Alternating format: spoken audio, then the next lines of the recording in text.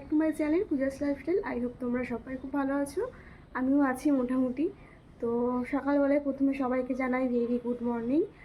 আর আজকে সকালটা আমার অনেক সকালেই শুরু হয়েছে। আমি উঠেছি প্রায় 6:30 নাগাদ। তারপরে উঠে সব কাজবাজ সারলাম। তোমাদের দাদাভাইয়ের টিফিন রেডি করলাম, ও ডিউটি যাবে আজকে, তাড়াতাড়ি বললো। সকালবেলা রান্নাবান্না হয়ে গেছে, মানে দুপুরের লাঞ্চের রান্না কিছু হয়নি, কিন্তু সকালে ও টিফিনে যে নিয়ে যাবে ভাতটা সেগুলো রান্না হয়ে গেছে। তো এখন গেছে মাকে নিয়ে ডক্টরের কাছে রিপোর্টটা দেখাতে। মেবি মায়ের পায়ে হয়তো কোনো ক্র্যাক এসেছে, তো সেটার জন্য এখন ডাক্তার কি বলে, প্লাস্টার করতে হবে নাকি করতে হবে, সেই কারণে মাকে নিয়ে গেছে। মাকে নিয়ে এসে আবার টিফিন করে তারপরেও ডিউটি বেরোবে। তো আমি তারপরে উপরে চলে আসলাম ওকে ঘুম থেকে তুলবো বলে। দেখো কি করছে, ও তো দুষ্টু হয়েছে।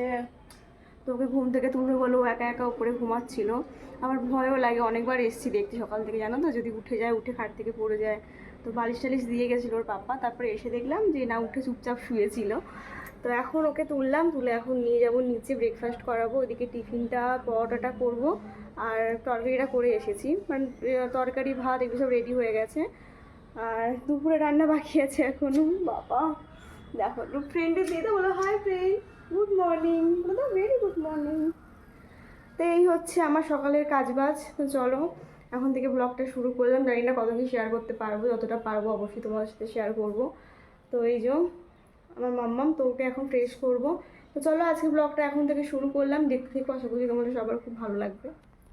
তো এখন যাচ্ছে মুখ ধুতে, ফ্রেশ হতে। দেখে এখানে দেখিয়ে দাও, দেখিয়ে দাও, এখানে ফ্রেশ হতে যাচ্ছ। ও কিন্তু আমাদের মতন এখন বাথরুমে মুখ, মানে মুখ ধোয় আর কি। এখন তার দাঁত উঠেনি, ব্রাশটা করতে পারে না, কিন্তু আমাদের মতন বাথরুমে বেসিনে মুখ ধোয়। তো চলো মুখটা ধুয়ে আনি। আমি সকাল থেকে চুল আঁচড়ানোর একদম টাইম পাইনি, এখন এসে চুলটা আঁচড়ালাম। মানে যখন ইন্ট্রোটা দিলাম দেখতে পেলে চুলের অবস্থা কীরকম ছিল।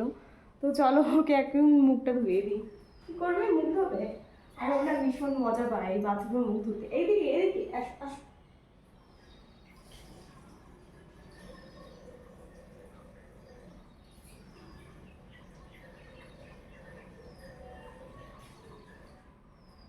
বলে দাও তুমি বাথরুমে মুখ ধুয়েছো, বেসিনে বেসিনে মুখ ধুয়েছো বলে দাও।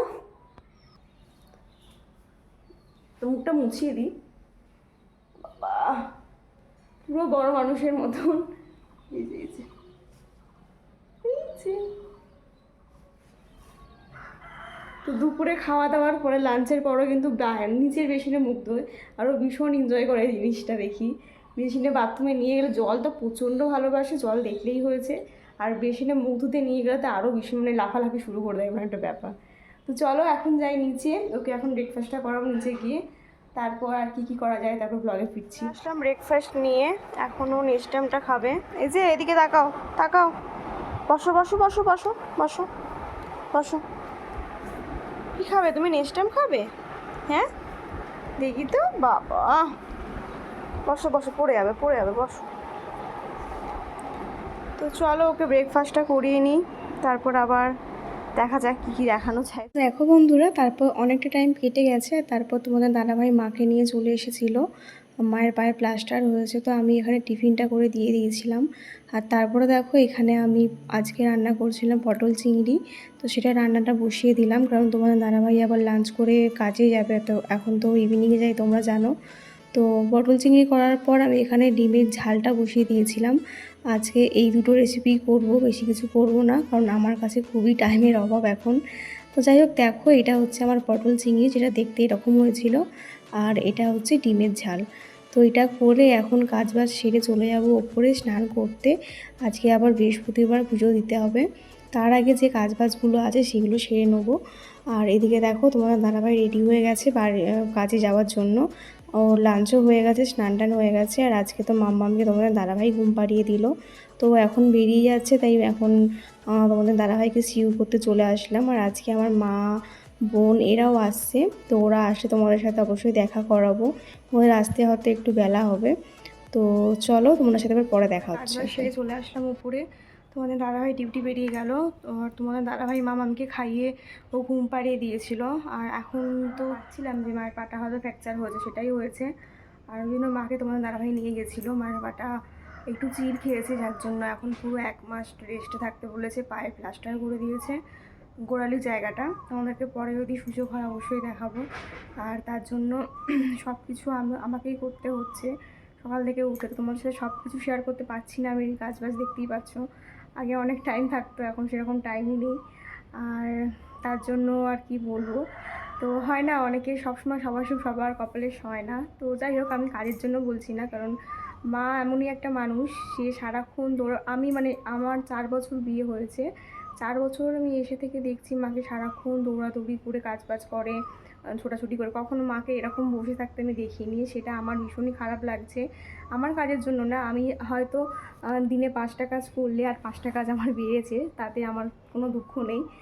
আর কিন্তু মাকে কোনো দিন দেখিনি তো এভাবে বসে থাকতে, সেটা আমারও খারাপ লাগছে। আর মা নিজেও অনেক মন থেকে অনেকটা ভেঙে পড়েছে যে আমি কখনো জীবনে এরকম বসে থাকিনি এতদিন ধরে, মানে আর জীবনে কখনো বসেনি। সারাক্ষণ যে মানুষটা দৌড়াদৌড়ি করে সেই মানুষটা হট করে বসে পড়েছে, সেটা দেখে সবারই খারাপ লাগছে, আর মায়ের তো বেশি করে। তো যাই হোক, সত্যি কথা বলতে আমার 4 বছর বিয়ে হয়েছে, এটা রানিং 5 বছর চলছে। তো 5 বছরের মধ্যে মা আমাকে একদম রান্নাঘরে ঢুকতে দেয়নি। তো এই ব্যাপারটা বেসিক্যালি বাপের বাড়িতে দেখা যায়। বাপের বাড়িতে কেউ রান্নাঘরে যায় না, রান্নাবান্না করে না, কিন্তু আমার সেটা উল্টো। আমি মানে এতটাই ভাগ্যবান যে আমাকে রান্নাঘরে ঢুকতেই দিত না মা। মায়ের সব রান্নাবান্না করতো, আমার ইচ্ছা হলে আমি যেতাম। যদি কখনো মনে করে মানে কখনো বলতাম যে এই রান্নাটা করবো, তখন আমি যেতাম। কিন্তু মা আমাকে কোনো দিন বলেনি যে সংসারের ভারটা আমার মাথায় চাপিয়ে দেয়নি। আর সেটার জন্য অনেকেই হয়তো অনেক কিছু কথা বলতো, জেলাসি ফিল করতো। তো যাই হোক, সবার মেন্টালিটি তো এক হয় না। তো আমি সত্যি খুবই লাকি যে এরকম একটা শ্বশুরবাড়ি পেয়েছি, আর মাকে দেখে খুবই খারাপ লাগছে। তো ভগবানের কাছে প্রে করবো মা যেন খুব তাড়াতাড়ি সুস্থ হয়ে ওঠে। এখন রেস্টে থাকতে বলেছে, রেস্টে থাকলে মেবি ঠিক হয়ে যাবে। তো আর হ্যাঁ, কালকে যেহেতু মামামের বার্থডে, আমি ভেবেছিলাম করবো না, মা এরকম অবস্থা। তো এইটা মা বাবারই ইচ্ছে যে ওর প্রথম বার্থডে, আমাদের বাড়িতে প্রথম জন্মদিন, আমাদের প্রত্যেকের জন্মদিন বড় করে সেলিব্রেশন হয়, ওর হবে না সেটা তো হয় না। তাই ওর ঠাম্মি আর দাদুনের ইচ্ছা করার, তাই মা বললো বলেই করছি। তো কালকে ওর বার্থডে সেলিব্রেশন হবে, তার জন্য আজকে থেকেই সব তোড়জোড় চালু হয়ে গেছে। অনেক কিছু প্ল্যান ছিল, তো সেগুলো জানি না কতটা কি সাকসেস হবে। আমি এখন তোমার সাথে সেটা শেয়ার করতে পারছি না। যদি সাকসেস হয় তো অবশ্যই দেখাবো, তোমরা দেখতেই পাবে ব্লগে। আর কতটা তোমাদেরকে আমি দেখাতে পারবো সেটা বলতে পারছি না, কারণ টাইমের প্রচুর অভাব আমার। আজকে বৃহস্পতিবার, আমি এখন স্নান করে যাবো পুজো দিতে, এখন বাজে 1:30। তো চলো, আমি তোমার সাথে বেশি কথা বলছি না। তো মার পায়ের খুবই খারাপ অবস্থা, তোমাকে পরে আমি ভিডিও করে, যদি সম্ভব হয় ভিডিও করা তো দেখাবো অবশ্যই। তো যাই হোক, তোমরাও প্রে করো যেন মা খুব তাড়াতাড়ি সুস্থ হয়ে যায়, আবার আগের মতন হাঁটাচলা করতে পারে। আর আজকে আমার মাও এসেছে। আমি এত ছোট বাচ্চা নিয়ে, ওকে নিয়ে আমার সম্ভব না এত কিছু, মানে ও না থাকলে আমি বাড়ির সব কাজই করে নিতে পারতাম, আমার সমস্যা হতো না। যেহেতু ও আছে, ওকে টাইমে খাওয়াতে হয়, স্নান করাতে হয়, ওর জন্যই মাকে ডাকা। মানে আমার মা এসেছে আজকে, আর আমার বোনও এসেছে। কালকে যেহেতু বার্থডে, এমনি মারা আসতো। তো এই খবরটা শোনার পরে মাকে বললাম যে আসতো না, দাদাভাই বললো যে মাকে ডাকো, তুমি একা একা পারবে না। বিশেষ করে মামের ওপর একটু মানে অতটা টাইম দিতে পারবো না, সেই কারণেই মাকে ডাকা। মা আসলে কি রান্নাবান্নার দিকে একটু থাকলে আমি ওর দিকে তো অনেকটা টাইম চলে যায়। আর যেহেতু আমাদের বাড়িতে কোনো কাজের লোক নেই, সেই কারণে আমাদের পুরো বাড়ির কাজটা আমরা দুজনে মিলেই করতাম, আমি আর মা মিলে। আমি ঘর পরিষ্কার করার দিকে থাকতাম, আর মা রান্না বান্নার দিকে থাকতো। তো সেই কারণে মাকে রেখেছি, আমার মাকে। তো আমার মা আজকে এসেছে। মা এসে যখন সমস্যা হবে না আশা করি। তো চলো, অনেক বুকে ফেললাম, তোমাদের সাথে এগুলো শেয়ার করার ছিল বলে শেয়ার করতে পারছিলাম না বলে শেয়ার করতে আসলাম। তো চলো, স্নান টান করে নিই, তারপর পুজো টুজো করে আবার নিচে গিয়ে দেখো। পুজো দেওয়া কমপ্লিট হয়ে গেছে, এখন বাজছে প্রায় 3:45। এখন আমরা দুজনে লাঞ্চ করতে বসেছি, সবার খাওয়া হয়ে গেছে যদিও। ও এসেছে আজকে, তো ওরা আর আমি এখন খাবো। আর জানো তো তোমরা আজকে কি লাঞ্চে ছিল, পটল চিংড়ির সাথে ডিমের ঝাল। তো চলো লাঞ্চটা করে নিই, তারপর মামার আছে ফটোশ্যুট আছে, সেইগুলো ওপরে গিয়ে করতে হবে। তো চলো লাঞ্চটা সেরেই তারপরে আবার ফিরে আসছি। আর তার আগে তোমাদেরকে ছোটো কিছু জিনিস দেখিয়ে দিই, সেগুলো দেখাতেই হবে। কালকে মামার বার্থডে, তার জন্য আজকে আমাদের গ্রসারি যে জিনিসপত্র চলে এসেছে এইগুলো।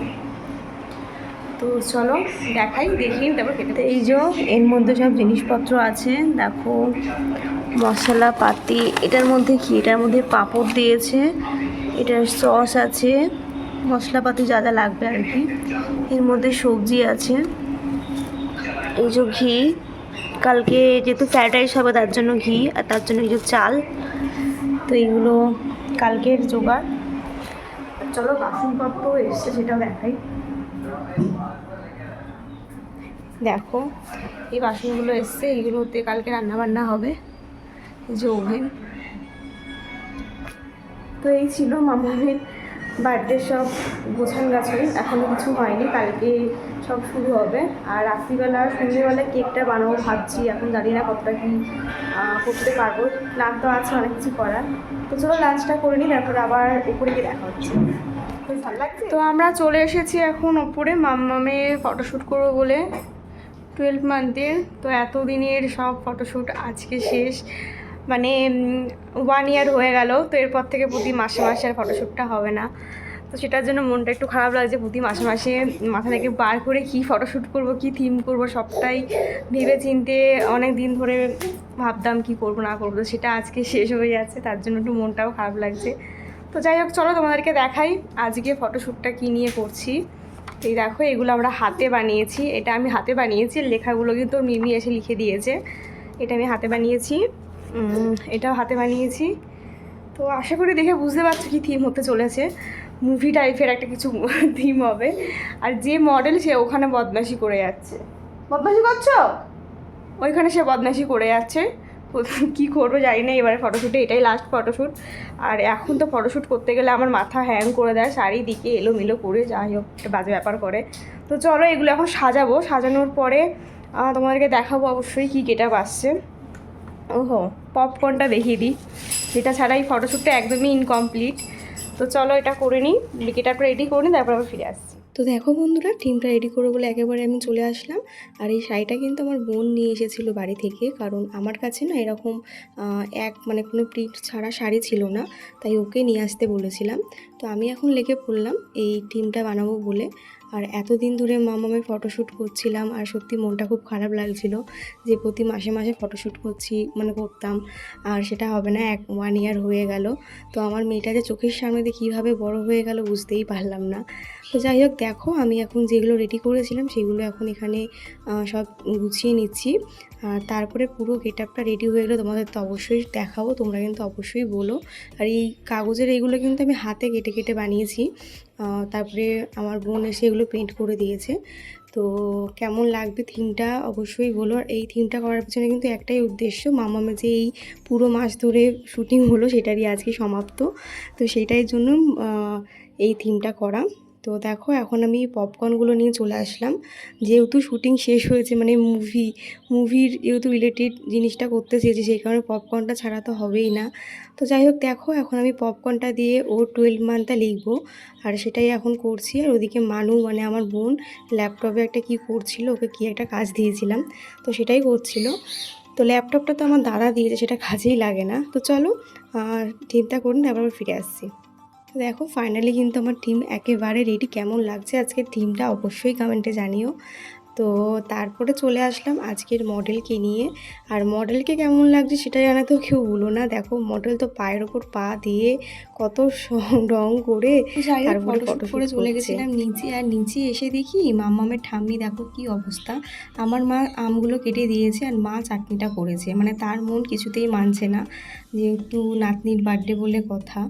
তো তারপরে আমি এখানে চলে আসলাম একটু মশলা ভাজতে, যেটা কালকে আমার ফ্রাইড রাইসে লাগবে। আর তারপর তো কেকটা বানাবো তোমাদের বললাম, সেই সরঞ্জাম সব কিনে আনলাম। তো চলো এটা ভেজে এখন ডাস্ট করে নেবো, পুরোটা করে রেখে দেবো, যাতে কালকে আমার ঝামেলা না হয়, ধোয়াতে না হয়, যত কাজ এগিয়ে রাখা যায়। তো চলো এটা ভেজে নিই, তারপর আবার ফিরে আসছি কেক বানানো নিয়ে। আমি বার্থডে কেক বানাবো বলে কালকে তো একটা বার্থডে কেক আনা হবে। আর এখন যেটা আমি বাড়িতে বানাই সেটা সবার জন্যই বানাই, বার্থডে তো ওর জন্য বানাবো না, সেটা তো আর হয় না। তো যেহেতু আমাদের পায়েস বানাতে নেই, আমাদের যেহেতু জন্মদিন নেই, সেই কারণে আমাদের পায়েস বানাতে নেই, তো কেকটা বানাতেই আছে। কেকটা তো আর বাঙালির মতে না, কেকটা হচ্ছে ইংলিশ মতে। তো যাই হোক, তার জন্য দেখো এখন চলে আসলাম কেক বানাবো বলে, এই যে কেকের সব সরঞ্জাম নিয়ে চলে আসলাম। তো চলো তোমাদের সাথে শেয়ার করা যাক কেমন করে আমি কেকটা বানাই। আমি এখানে প্রথমে দুখানা ডিম নিয়েছি, তার সাদা অংশ নিয়ে নিয়েছি। আর এর মধ্যে দেব এই মাপে 1 কাপ চিনি দিয়ে দিলাম।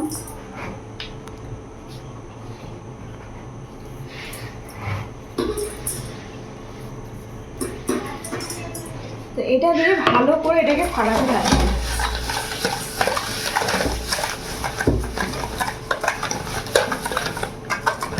এটা ফাটানো হয়ে গেছে, এর মধ্যে একটু নুন অ্যাড করে দিচ্ছি, নাহলে পরে এটা ভুলে যেতে পারি। এটা দিয়ে একটু ফাটিয়ে নেবো। আর আমার ডিমের এই কুসুমটা কিন্তু এখানে আলাদাই আছে। তো এটা কিন্তু সাদা অংশ আর চিনিটা দিয়ে ফেনাটা করেছি। তারপরে এর মধ্যে ময়দা আরও যা যা ইনগ্রিডিয়েন্টস আছে সেগুলো এর মধ্যে মেশাবো। তো চলো আবার পরে 2 কাপ ময়দা দেবো, প্রথমে 1 কাপ দিয়ে দিচ্ছি। হ্যাঁ, তো আবার 1 কাপ দিয়ে দিলাম। 2 কাপ ময়দা,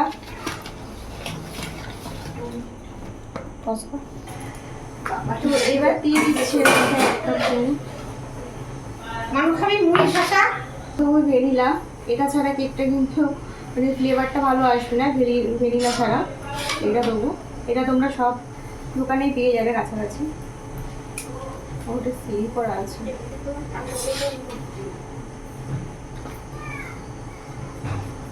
তো এটা আমি হাফ দিয়ে দেবো, এটার হাফটা দেবো।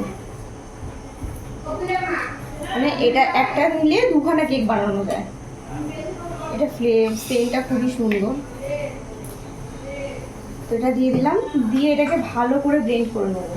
আর এই যে 2টো ডিমের কুসুম ছিল সেটা এর মধ্যে অ্যাড করে দিচ্ছি এখন।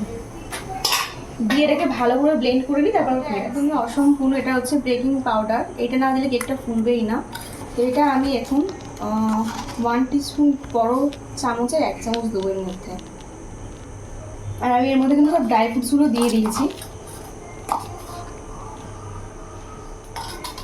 এটা যত দেবে তত কেকটা ফুলবে। তো এটা দিয়ে আমি আবার মিক্স করে নেবো। আর আমি এর মধ্যে সব ড্রাই ফ্রুটসগুলো দিয়ে দিয়েছিলাম। আর বাকি যে ড্রাই ফ্রুটসগুলো আছে সেগুলো আমি পরে সাজিয়ে ডেকোরেট করে দেবো, কেকটা যখন 50% হয়ে যাবে তারপরে। তো চলো এটা মিক্স করে নিই, তারপর আবার পালা। আমার কাছে এরকম কেকের একটা বাটি ছিল, সেটার মধ্যে আমি এখন একটা অয়েল ব্রাশ করে নিয়েছি, রিফাইন্ড অয়েল। আর এর মধ্যে দিয়েছি হচ্ছে একটা এমনি পেপার। তোমরা চাইলে বাটার পেপার ইউজ করতে পারো, সেটা থেকে কেকটা আরও ভালো হয়। তো এটার মধ্যে আমি এখন এই ব্যাটারটা ঢেলে দেবো। তো চলো এটা ঢালা যাক।